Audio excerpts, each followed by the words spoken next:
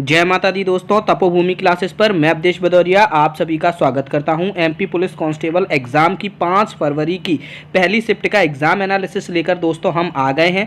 ये सारे प्रश्न हमको ब्रजेश जी पन्ना से, पंकज जी बालाघाट से, प्रीति जी ग्वालियर से, कपिल जी छिंदवाड़ा से, प्रियेश पटेल जी आगर या सागर कहीं इनका जिला था, प्रीतेश दुबे जी इंदौर से जो कि भोले बच्चे हैं, और प्रियंका जी छतरपुर से, इन सभी ने हमें भेजे हैं। आप सभी का हम तहे दिल से शुक्रिया अदा करना चाहते हैं।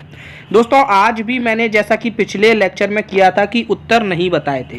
इसका कारण ये था, उत्तर इसलिए नहीं बताए कि अगर आप इन प्रश्नों के उत्तर खुद से गूगल पर सर्च करोगे तो इन प्रश्नों से रिलेटेड और भी डाटा आपको मिलेगा और वो डाटा हो सकता है आपके एग्जाम में आ जाए। ठीक है, आप में से काफ़ी लोगों ने इस पैटर्न को सराहा कि सर आप ऐसा ही कीजिए, हम आंसर खुद से सर्च कर लेंगे। कुछ लोगों ने यह भी कहा कि सर हम आंसर खुद से सर्च कर लेंगे लेकिन फिर भी आप लिख दिया करें। ठीक है, तो देखिए लिखने में मेरा भी थोड़ा समय बचेगा और साथ ही साथ में आप अगर आंसर सर्च करोगे तो आपको फायदा ही होगा। ये देखिए आज प्रियेश पटेल जी जिनके 78 नंबर आए हैं, 78 नंबर आए हैं, इन्होंने हमें ये देखिए मैसेज भेजा है कि सर आपने पिछली बार जो उत्तर नहीं बताए थे उनको सर्च करने से आज के पेपर में इन्हें 3 नंबर का प्लस बोनस मिल गया, मतलब 3 नंबर इनके बढ़ गए जीके में।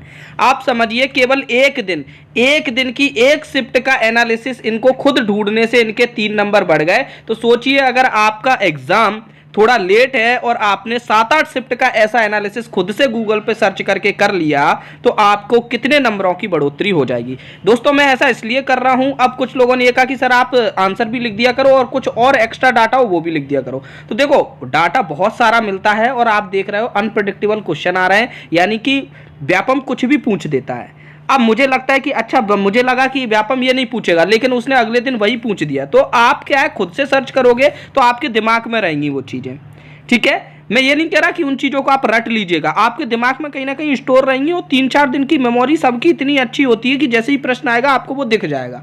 ठीक है, तो इतना डाटा होता है कि मैं नहीं लिख सकता यहाँ पे, और मैं इतना टाइम भी नहीं दे सकता क्योंकि फिर मुझे गणित और रीजनिंग के भी सवाल कराने हैं और भी चीज़ें करनी है ना, एमपी टेट वालों के लिए भी पढ़ाना है। तो इसलिए समय की कीमत को आप लोग समझिए, आपका पेपर है, आप इतनी तो मेहनत कीजिएगा।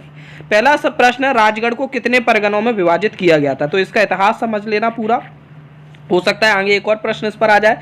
कार्बन का परमाणु क्रमांक पूछा गया था, मैंने कल भी आपको बताया और कई दिनों से मैं बता रहा हूं कि आवर्त तालिका से आपके प्रश्न आ रहे हैं। तो आवर्त तालिका को आप अच्छे से समझ लीजिए और ये तो बहुत ही कॉमन है कि भैया कार्बन, ऑक्सीजन, नाइट्रोजन इनके तो पता ही होने चाहिए। तानसेन समारोह कहाँ आयोजित किया जाता है, ये तीसरी बार आया है इसी एमपी पुलिस के एग्जाम में। अगला प्रश्न था, गौतम बुद्ध का जन्म कहाँ हुआ है। गौतम बुद्ध से रिलेटेड ये दूसरा प्रश्न है, यानी कि गौतम बुद्ध जी के बारे में आप अच्छे से पढ़ लीजिए। ये दूसरा प्रश्न उनसे रिलेटेड पूछा गया है, हो सकता है 5-6 प्रश्नों का बंच बना के उस क्वेश्चन बैंक में डाल दिया गया हो। मध्य प्रदेश के चुनाव आयोग के अध्यक्ष पूछे गए, इसके पहले सचिव पूछे जा चुके हैं, अब अध्यक्ष पूछ लिए गए हैं। अगला प्रश्न है, निम्न में से कौन सा कप हॉकी से रिलेटेड है। तो यहाँ पर 4-5 ऑप्शन दिए होंगे, उनमें से कोई एक कप हॉकी से रिलेटेड होगा। ये प्रश्न भी अगर आप गूगल सर्च करते बाकी के हॉकी के प्रश्नों को लेकर तो ये वाला भी शायद आपका सही हो जाता। अब यह है पूछा गया है कि एमपी के किस स्टेशन पर, ये एमपी का है, एमपी के किस स्टेशन पर सबसे ज्यादा प्लेटफॉर्म्स हैं। अगला है, वनों की कटाई के फलस्वरूप वातावरण में किसका स्तर बढ़ जाता है। तो ये अगर आपको नहीं मिले तो बता दें, CO2 का स्तर बढ़ जाता है। ये ऑप्शन भी एक बच्चा लिख लाया, ठीक है, कि वन कटेंगे तो भैया CO2 कौन ग्रेड करता है, आपके पेड़ करते हैं, तो पेड़ कम हो जाएंगे। वायुमंडल में कुछ ऊंचाई पर ऑक्सीजन के 3 परमाणु के रूप में क्या पाया जाता है। तो ओजोन पाई जाती है ना, वो ओजोन में 3 परमाणु जुड़े होते हैं। मध्य प्रदेश के पूर्व में कौन सा राज्य है, ये भी मैं आपको खूब अच्छे से पढ़ा चुका हूँ, बता चुका हूँ कि आप मध्य प्रदेश के नक्शे को अच्छे से समझ लीजिए, कौन सा राज्य किसको छूता है, कौन सा किस तरीके का राज्य है, किसकी आकृति कैसी है। ठीक है, तो ये प्रश्न आपके आ रहे हैं, कौन से सब जिलों के बारे में समझ लो। ये प्रश्न आया था, एक्चुअली ये किसी और ने भेजा था, ये एक्चुअल प्रश्न आया था, अपशिष्ट पदार्थों को एकत्रित कर पुनः उपचारित करना क्या कहलाता है। तो ये रिसाइकलिंग कहलाता है, साइंस में पूछा गया होगा। शीतकालीन खेलो इंडिया यूथ गेम का आयोजन कहाँ किया गया। अब देखो दोस्तों, खेलो इंडिया यूथ गेम पे ये कम से कम 5वां या 6वां प्रश्न है अगर हम 8 तारीख से देखें।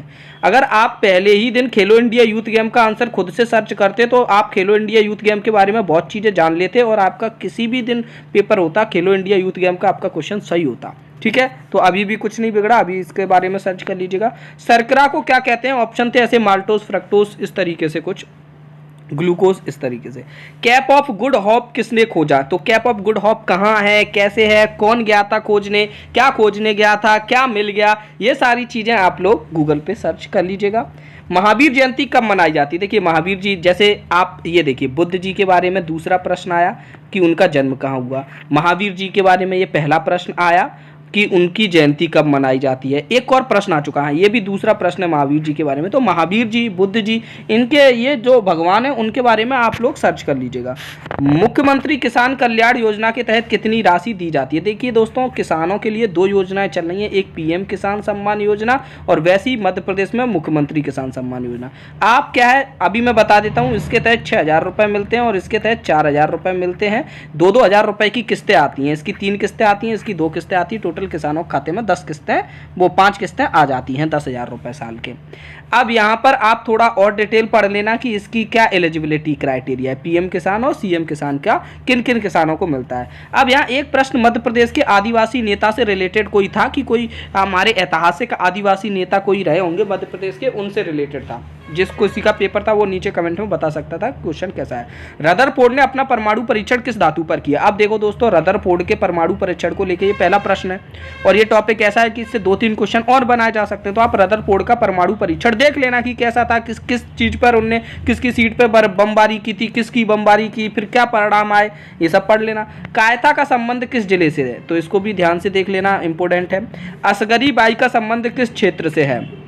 मध्य प्रदेश की होंगी निश्चित तौर पे, इसीलिए पूछ रहे हैं। 1588 में असीरगढ़ की जामा मस्जिद का गुंबद किसने बनवाया था? तो देखो, जामा मस्जिद जो असीरगढ़ की है उससे रिलेटेड और भी फैक्ट आपको देखने को मिल जाएंगे जब आप इस क्वेश्चन को सर्च करेंगे, हो सकता है आपके पेपर में वो आ जाए।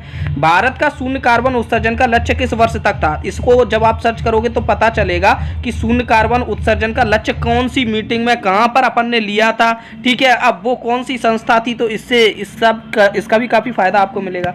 इनमें से चुनना है, ये आपका साइंस का प्रश्न था। जॉस्कर खेल समारोह भारत के किस राज्य में हुआ? ये देखना है, शायद करंट अफेयर्स का क्वेश्चन होगा। इलायची में सुगंध किसके कारण होती है? और मध्य प्रदेश में अवशेष, कौन सी संस्कृति के अवशेष कहाँ मिली? पता नहीं कौन सी संस्कृति थी, कमेंट में आप बताइएगा अगर आपको मालूम हो।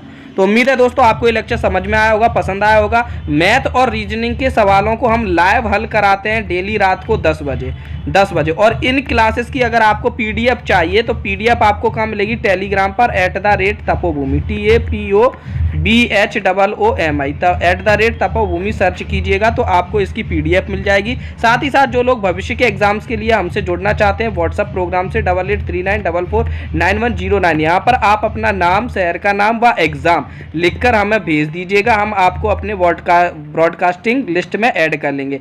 अभी थोड़ा टाइम लग रहा है, आपको 4-5 दिन लग सकते हैं लिस्ट में ऐड होने में, तो आप घबराइएगा नहीं। धन्यवाद, जय माता दी।